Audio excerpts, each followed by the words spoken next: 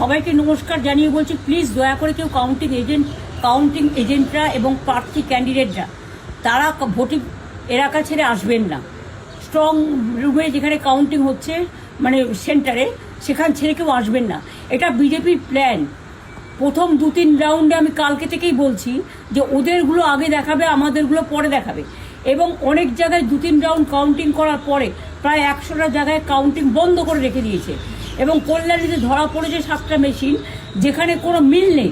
এটা total forcefully central ফোর্সকে দিয়ে চারিদিকে তৃণমূল কংগ্রেসের উপর অত্যাচার করছে, অফিস ভাঙছে, জোর করে দখল করছে। এসআইআর নামে আপনারা দেখেছেন ভোট লুট করেছে যাতে যে সিটগুলো জিততে পারে। কিন্তু এখনও এমন 70টা সিট আছে, 100টা সিট আছে যেগুলো আমরা এগিয়ে আছি, সেগুলো বলছে না। টোটালটাই মিথ্যে নিউজ খাওয়াচ্ছে। আগে ডিআইসিও এই খবরগুলো দিত, কিন্তু তাকে কালকে চেঞ্জ করে দেওয়া হয়েছে। টোটালটাই ইলেকশন কমিশন নিজের ইচ্ছে মতো খেলছে, এবং সাথে কেন্দ্রীয় বাহিনীকে নিয়ে। এবং আমাদের পুলিশরা টোটাল মাথা নত করে কেন্দ্রীয় বাহিনীর আন্ডারে কাজ করছে।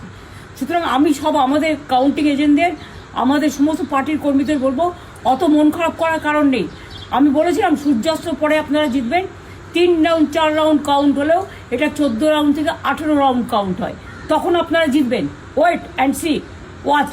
আমরা সবাই আপনাদের সাথে আছি, আপনারা কেউ ভয় পাবেন না, নিশ্চিন্তে থাকুন। আবার বাঘের বাচ্চার মতো লড়াই করে যাব।